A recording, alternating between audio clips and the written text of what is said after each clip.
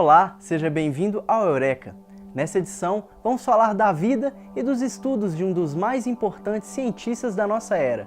Stephen Hawking derrubou paradigmas da física e transformou a maneira como o mundo compreende o universo. Então embarque nessa história com a gente, porque o Eureka está no ar.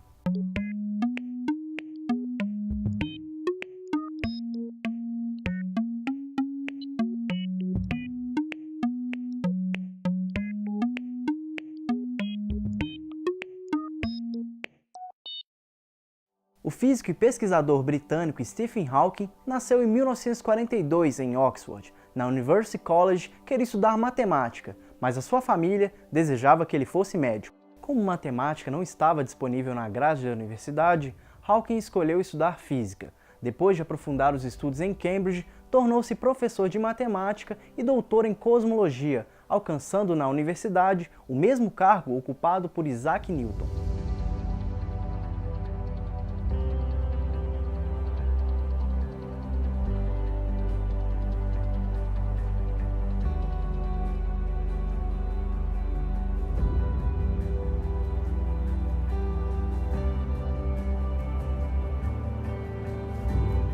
Mas a vida de Stephen mudou aos 21 anos, com a descoberta da esclerose lateral amiotrófica, a ELA.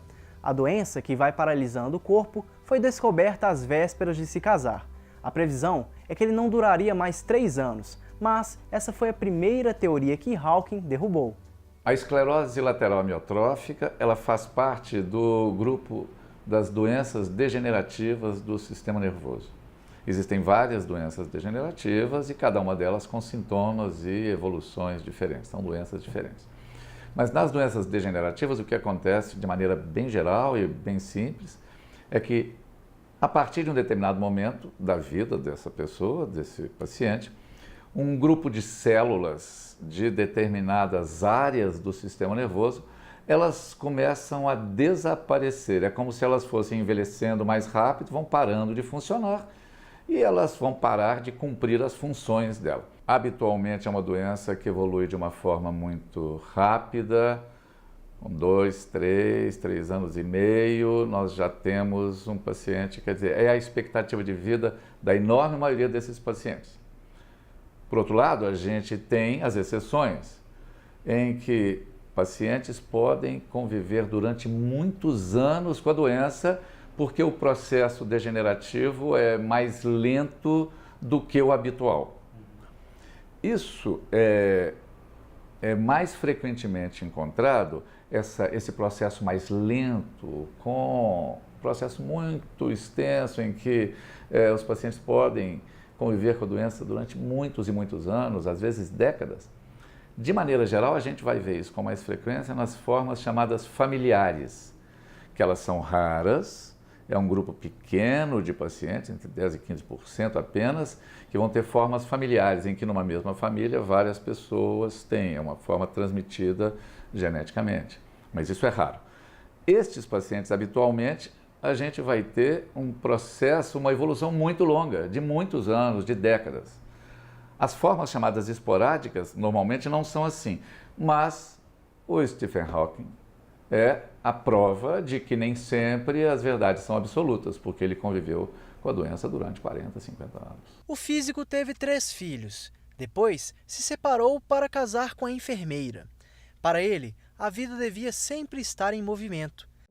A energia pode escapar por dentro deles ou por fora, quem sabe até para outro universo. Então, se você se sentir num buraco negro, não desista. Há uma saída. Nas palavras do físico, uma teoria inspiradora para a vida e a ciência. As maiores contribuições de Stephen para o desenvolvimento científico se relacionam a temas como a natureza da gravidade e a origem do universo. Hoje o assunto em física é a união entre a teoria da relatividade geral, que trabalha com o universo, e a mecânica quântica, que trabalha com coisas de dimensões, objetos, partículas de dimensões extremamente reduzidas. Essas duas teorias elas são incompatíveis uma com a outra e uma das soluções vem através dessa pesquisa com relação a buracos negros. Tá? E o Hawking tem uma participação muito importante nisso. Na época não tinha um nome específico. Alguns chamavam de objeto completamente colapsado gravitacionalmente, para vocês terem uma ideia. Algum tempo depois é que um americano, John Wheeler, criou esse nome, e o nome pegou, Black Hole, né, buraco negro. Mas aí o Roger Penrose trabalhou com isso, e aí o Stephen Hawking imaginou a possibilidade de usar esse trabalho do Penrose para pensar o Big Bang, a grande explosão que teria criado o universo. E, bom, o Big Bang não é colapso, é exatamente o contrário. É expansão de alguma coisa que a gente não sabe o que era no início. E essa expansão prosseguiu até originar isso tudo que nós temos hoje no universo. Pois bem, o Stephen Hawking pensou em usar o trabalho do Roger Penrose, que falava no colapso, pensando em usar equações da relatividade geral semelhantes que Penrose usou, mas e pensando assim, bem, o Big Bang foi uma expansão, mas se eu, nas equações, fizer o tempo andar para trás, eu vou fazer o Big Bang, eu vou poder aplicar equações parecidas com a do Penrose para ele contraindo, que é exatamente com o tempo correndo ao contrário. E aí ele consegue demonstrar que, usando essa ideia, que no início do universo teria havido o que a gente chama de singularidade. Não era uma novidade na física, o próprio Penrose já tinha aventado isso no caso da estrela que iria se colapsar totalmente. Mas a singularidade seria um ponto onde a curvatura do espaço-tempo seria infinita e as equações da física ou não poderiam ser usadas ou seriam outras, alguma coisa acontecia ali de distinto. Essa descoberta da singularidade inicial no Big Bang mudou a forma como hoje a gente interpreta o surgimento do universo. A doença fez com que o físico perdesse a voz em 1985. Mesmo assim, ele não deixou de se comunicar. Um sintetizador permitia que ele escolhesse o que dizer usando só o movimento das bochechas. Our picture of the universe has been transformed by brilliant individuals like Newton and Einstein, who have made great leaps in the imagination. Computers cannot make such leaps, so I think there will be plenty more Newtons and Einsteins in the future. Normalmente, o córtex é preservado. Então, a cognição é preservada.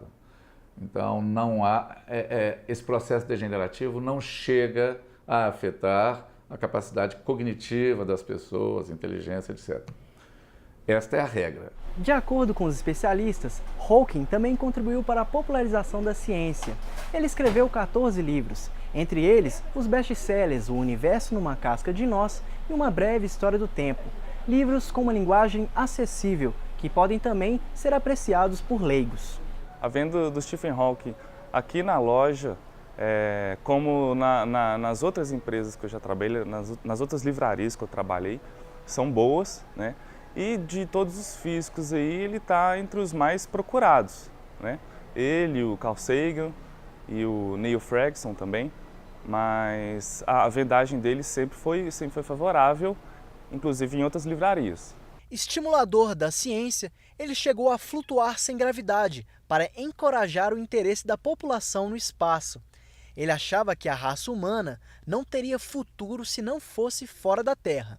Mesmo assim, advertia: melhor não nos comunicarmos com uma provável vida inteligente lá fora.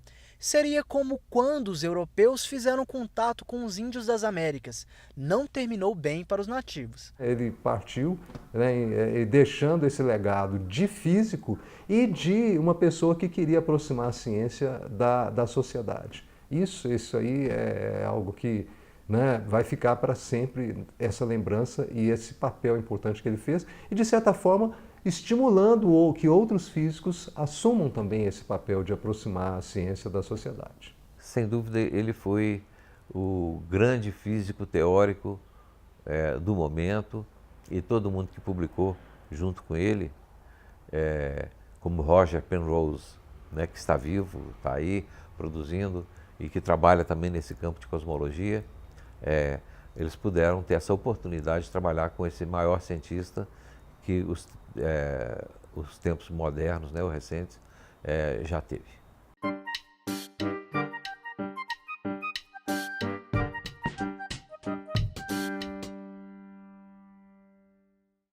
My name is Stephen Hawking.